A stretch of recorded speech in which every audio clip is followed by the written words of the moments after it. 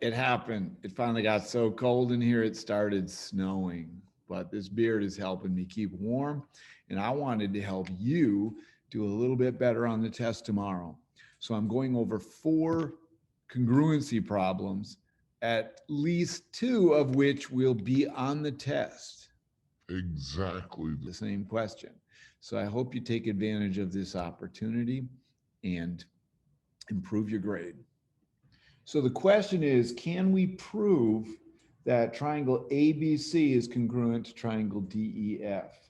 What we need to do is find corresponding parts and see if we can get 3 of them that will match one of our congruency shortcuts, SSS for side, side, side, SAS when we have an included angle, ASA when we have an included side, and then AAS when we have a side that's not included.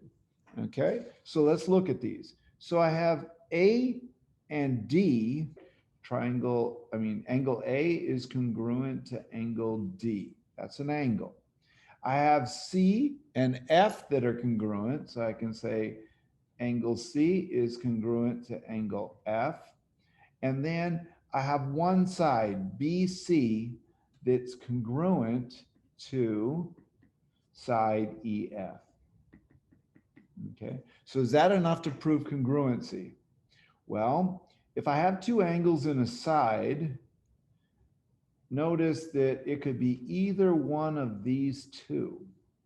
Okay, so I have to ask myself, is the side the included side? Okay, so here's A and C. The included side for A and C is this one right here, right?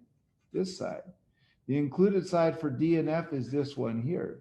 So the side that I have is not included, meaning that this is an example of angle side. So the correct answer is yes, I can prove it because of the angle side congruency theorem. So can we prove that WXZ is congruent to YXZ? We have one side that's congruent, right? WX is congruent to YX, but notice they share a side. So when they share a side, we can go ahead and mark that as being a congruent side. And the reason we can do that is something called the reflexive property. Notice we can also mark this as a right angle. And the reason that we can do that is because of the linear pair, right? We have a line that's divided into 2 angles, so they must add up to 180. Notice that our angle that we have is not included in the 2 sides. However, right triangles have a special congruent shortcut if we have a hypotenuse and a leg. And as you can see, this is my hypotenuse. And this is a leg. So the answer to this problem is yes, it's congruent because of hypotenuse leg. Okay, so here we have a clue. We don't have very much marked. We have this side, GK, right, is congruent to this side, JH, but that's all we have. Well, not all we have, right? We could mark JG is congruent to itself because of the reflexive property. But 2 sides is not enough to prove congruency. Okay, so what are we going to do to prove that GHJ is congruent to triangle JKG? Well, the clue is this little parallel line symbol, right? When you see that lines are parallel, you know you're going to have some sort of an angle relationship. Okay, so if we use this as our transversal through our 2 parallel lines, let's kind of imagine that these 2 disappear, right?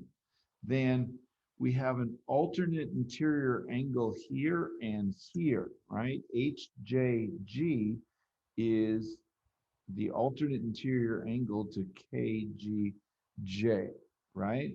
So we call those alternate interior, and that means they are congruent. Okay, so now notice that we have side, a side, and an angle that is included, right? Side, side, and an angle that is included. The correct answer for this one is yes, we can prove that they're congruent because of side, angle, side. Okay, and where did we get that angle? We got that angle because of the alternate interior angles. So guys, I'm telling you, at least two of these problems are going to be on the test tomorrow. So try them out for yourselves. See if they make sense. Okay? Remember, study together, test alone. Test alone.